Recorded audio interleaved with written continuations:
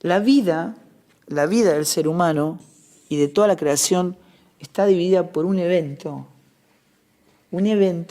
que para nosotros está en el Cronos, ¿no es cierto? Fue hace 2000 años que fue la venida de Cristo, ¿no? Esto, como no ocurre nada en el tiempo y en el espacio para Dios, está en la eternidad de Dios, ¿no es cierto? Por eso Él dice que este misterio de Cristo viniendo a la tierra, muriendo por nosotros, incluyéndonos en Él, es el misterio que estuvo oculto desde tiempos eternos, ¿verdad? Entonces, el cronos del hombre, la historia del hombre, está dividida por la mitad, en la venida de Cristo, muriendo en la cruz del Calvario por cada uno de nosotros. ¿Está bien? Ahora acá, en el comienzo, ¿no es cierto? Esto, volvamos a esta idea de que antes de que todo fuera creado, nosotros estábamos en Dios. Este era el sentido o la verdad, digamos, reinante, ¿no es cierto?, de nuestra realidad. Estábamos en Él y estábamos completos en Él, expresábamos su genoma, su ADN, su vida, su plenitud, nos deleitamos, nos gozamos y expresamos esa gloria. Pero por el pecado, el hombre fue destituido de la gloria de Dios y aquí está, un hombre que ahora no tiene absolutamente nada, ¿no? Entonces, Dios ahora empieza a estar, vuelvo a insistir, pero no está en, acá estamos en. Por eso quiero decir, ¿cómo comprendemos el Antiguo Testamento desde la mente de Cristo? Desde la mente de Cristo. ¿Cómo descubrimos a Cristo a lo largo de toda la historia del hombre? ¿No es cierto? Ahora, Dios no habla otra cosa que no sea Cristo. El Padre se revela mediante su Hijo. Entonces Dios hablaba al hombre, a los antiguos, Dios hablaba a través, como dice el libro de los Hebreos, por medio de los profetas hablaba al antiguo hombre Cristo. Siempre todo lo que Dios habla es Cristo. Siempre es Hijo, porque solamente Él se revela mediante su Hijo. ¿No es cierto? ¿Qué quiere decir eso? Que la palabra siempre es Cristo. La palabra es Cristo. Entonces todo lo que el Padre hablaba era Cristo, se revelaba mediante Él. El hombre antiguo, todo lo que recibía, toda la palabra que recibía era Cristo, pero él no podía reproducir Cristo. Porque era un hombre fragmentado, estaba muerto espiritualmente. Entonces recibía en la mente natural la palabra, ¿no es cierto? Y los hombres fieles tenían una intervención del Espíritu para que les sea revelado la sombra y la figura de aquel que había de venir. ¿Está bien? Ahora Cristo vino. Cristo vino. Y entonces ya no nos vinculamos a la sombra, sino a la sustancia. Cristo es la sustancia del Dios invisible. Nos revela al Padre, ¿verdad? Y nos da su espíritu para ver lo que Él ve. ¿Está bien? Nos da la mente de Cristo, nos incorpora, nos pone en su ADN. Somos miembros de su cuerpo y ahora podemos ver por el Espíritu, ¿no es cierto?, a través de, por el Espíritu lo mismo que ellos ven. Ahora yo le había puesto acá, a ver si lo tengo acá. El tema es así. Esto es, a ver si lo puedo poner acá. Antes de Cristo el hombre estaba en un estado natural. ¿Está bien? Natural. Era terrenal. Y temporal. ¿Y cómo ocurren ahora de este lado? Yo esto estoy tratando de decirlo cómo nosotros entendemos el antiguo pacto y el Antiguo Testamento y el Nuevo Testamento. Es a través de la mente de Cristo, ¿verdad? Entonces, tengo que entender, esto me permite entender que todo lo que ocurría acá ocurría en el hombre natural, era terrenal y era temporal, tiene fecha de vencimiento.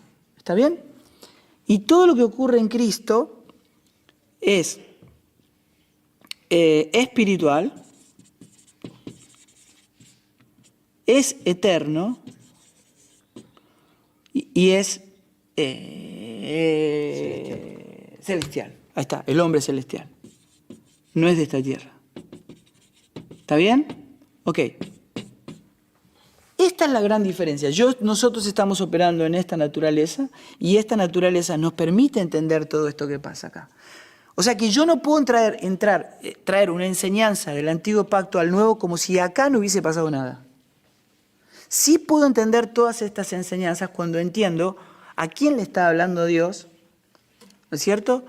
Y bajo qué circunstancias Dios estaba obrando. Entonces, por ejemplo, cuando Dios les da a través de Moisés un día de reposo.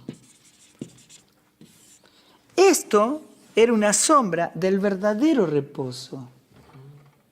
¿Por qué conservaban el día de reposo? ¿No es cierto? Porque era una sombra. ¿Era una sombra de quién? De esa sustancia. Pero la sustancia ya vino, porque el pueblo de Israel nunca tuvo reposo hasta que vino Cristo, que es la sustancia del reposo. Y cuando Él vino, dijo, vengan a mí los trabajados y cargados que yo los voy a hacer descansar. Vino el verdadero reposo. ¿Está bien? El reposo verdadero. ¿Está bien? Entonces, el tema es este. A ver, por ejemplo, agarro un pasaje, ¿no? Y agarro, por ejemplo, Josué 1:9. Dice, mira que te mando que te esfuerces. ¿Está bien? Entonces, en este pacto era esforzarse. ¿Por qué? Porque Dios estaba con su pueblo. Entonces yo estoy con vos, vos esforzate y yo estoy contigo. Era este hombre haciendo la obra con la ayuda de Dios. ¿Está bien? Pero ahora nosotros estamos y ya no vivo yo, sino que vive Cristo en mí. Y ya no es a base de esfuerzo, sino de rendición. Estamos muertos, operamos en debilidad, porque este esfuerzo que está haciendo el hombre para que Dios lo ayude, ¿no es cierto? Ahora dice que el poder de Dios en nosotros se manifiesta en nuestra debilidad y se perfecciona en nuestra debilidad, es estando muertos, crucificados juntamente con Él, que la vida de Cristo se manifiesta. Esto es con esfuerzo y esto es con rendición. ¿Se entiende? O sea, todo ocurre de manera distinta, absolutamente distinta.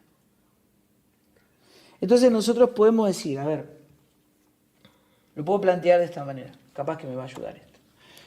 Por ejemplo, podemos hablar de la oración sacerdotal. ¿Se acuerdan de la oración sacerdotal? ¿Qué decía? Por acá la tengo, ¿ven? Acá está. El Señor te bendiga. ¿No? Y Pablo se refiere a los que estamos en Cristo como que en Cristo hemos sido bendecidos con toda bendición. ¿Cuándo? En la eternidad de Dios. A todos los que están en Cristo esto ya ocurrió. No pasaba esto con los antiguos, sino con los que están en Cristo. Fuimos bendecidos, escuchen, toda. ¿Qué dice después? Te guarde, ¿no es cierto? Y en el nuevo pacto dice, guardados por Jesucristo y llamados a salvación, en el libro de Judas. Después dice, extienda su amor. ¿Cuántos hemos cantado esta canción? O sea, el problema, yo fui parte, digamos, no sé cómo se le dice, bueno, esta grabación de esta canción con un montón de artistas que participaron. El tema no es que no se pueda cantar esto, no es no cantando las canciones que identifican la expresión de hombres que vivieron en el antiguo pacto, que se soluciona este problema. Es entendiendo. Es entendiendo. Es entendiendo a qué se refiere. Entonces dice, extienda su amor. Cuando en Efesios 1, 4 y 5 dice, en amor nos predestinó para ser adoptados como hijos suyos en Jesucristo. Está hablando de algo que ya ocurrió. No es lo mismo en el antiguo pacto. Entonces dice, el Señor te muestre su favor. Cuando en 2 Timoteo 1, 9 dice, nos concedió este favor en Cristo Jesús antes del comienzo de los tiempos. Dice, te conceda la paz, dice la oración sacerdotal. Y Romanos 5.1 dice, tenemos paz con Dios por medio de nuestro Señor Jesucristo. O sea, todo ha cambiado. Todo ha cambiado. Entonces, la única manera de poder entender, porque no hay que descartar, el antiguo pacto no está enemistado con el nuevo. El nuevo es el cumplimiento del antiguo. Acá todo refería a Cristo. Pero Cristo ya vino. Y era todo completamente diferente. Entonces, ¿dónde está la diferencia para yo poder entender esto? Está en el posicionamiento. Es si estamos en Cristo o estamos en Adán. Si estamos en Adán, nunca vamos a entender todo lo que la palabra nos está diciendo, antiguo y nuevo pacto, ¿verdad? Pero si estamos en Cristo, tenemos la mente de Cristo para reconocer a Cristo revelándonos al Padre en todas las Escrituras por medio del Espíritu y la sustancia de Cristo operando en nosotros para poder ver todo lo concedido en Cristo.